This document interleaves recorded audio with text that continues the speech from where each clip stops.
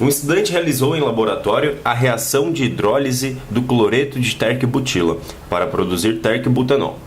Para tal, fez o seguinte procedimento: adicionou 1 ml do cloreto de terc-butila a uma solução contendo 60% de acetona e 40% de água em volume. Acrescentou ainda algumas gotas de indicador universal, mistura de indicadores ácido-base. Ao longo da reação, o estudante observou mudança de cor. Inicialmente, a solução estava esverdeada, tornou-se amarela e finalmente laranja. Letra A. Complete na página de respostas a equação química que representa a reação de hidrólise do cloreto de terc-butila. Oi, tudo bom? Vamos agora fazer a questão 1 de Química da FUVEST 2017 do terceiro dia da segunda fase. Vamos ver como é que ficou isso daí?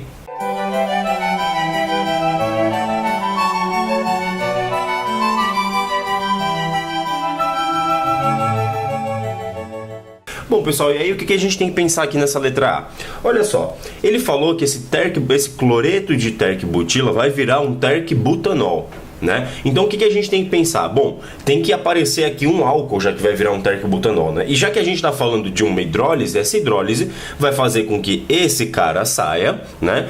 Esse cara aqui vai sair, vai juntar com o H da hidrólise e o OH vai substituir esse cara aqui, ou seja, uma reação de substituiçãozinha, né? Então vai ficar um CH3 aqui em cima, um CH3 aqui fora, né? Um COH, CH3 de novo e outro amigo aqui, CH3. Tá isso, só isso? Não, forma HCl também, porque teve a substituição ali, né? Então o H que sobrou da água vai se juntar com o Cl que saiu daqui e a gente tem essa na letra A, que isso é a resposta da letra A. E aí ele pergunta na letra B: explique por que a cor da solução se altera ao longo da reação. Pessoal, então na letra B, se a gente olhar aí o note a dot, o que ele está falando? Ele está falando que esse cara no começo era esverdeado, então eu vou colocar aqui verde. Verde significa o quê? Verde significa que o pH estava 7, né? Então, esse pH começa em 7 e vai diminuindo ao longo do tempo, né? Ele vai ficando primeiramente alaranjado, né? Amarelado e depois, por último, ele fica laranja.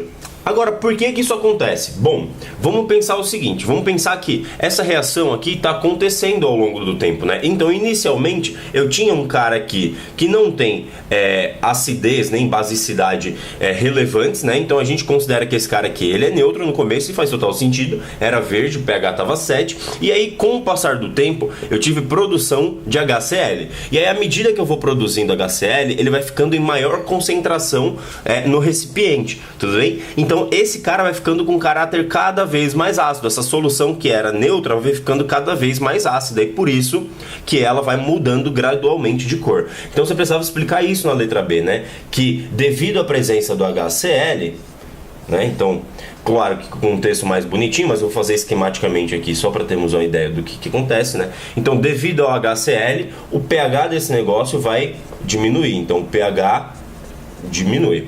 Então, quanto maior a concentração de HCl no recipiente, menor o pH da solução. Consequentemente, a cor passa de verde para finalmente laranja. E essa é a resposta da letra B. E depois ele fala assim: o estudante repetiu a reação de hidrólise nas mesmas condições experimentais anteriormente empregadas, exceto quanto à composição do solvente. Nesse novo experimento, o cloreto de terc-butila foi solubilizado em uma mistura contendo 70% de acetona e 30% de água em volume. Verificou que, para atingir a mesma coloração laranja observada anteriormente, foi necessário um tempo maior. Letra C. Explique por que a mudança da composição do solvente afetou o tempo de reação. E aí aqui na letra C, o que a gente tem que pensar? Olha só, primeira coisa, a gente está falando do quê? Qual é a reação que está acontecendo ali? É uma hidrólise. Se é uma hidrólise, precisa da água, certo? A gente está pensando em reação com a água. O que ele fez? Ele diminuiu a porcentagem da água de 40% para 30%. O que isso faz com a reação? No que isso influencia?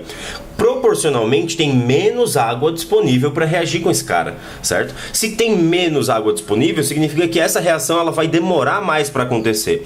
Então a reação ficou lenta porque eu diminuí a proporção ou a disponibilidade de H2O nesse recipiente, né? Então, como eu diminuí a proporção, como eu mudei aqui a disponibilidade da água no recipiente, significa que vai ficar mais lenta a reação mesmo, vai ficar mais atrapalhada ou mais dificultada essa reação pela presença de menos água proporcionalmente. Ou seja, a reação foi dificultada devido à menor quantidade de água em proporção, né, na mistura aqui, tudo bem? Na solução aqui. E precisava estar respondido isso daí nessa questão da FUVEST. Bom, então essa questão 1 era isso, eu espero que vocês tenham gostado, né? Um assunto bem clássico, cai todo ano aí na FUVEST. Falou!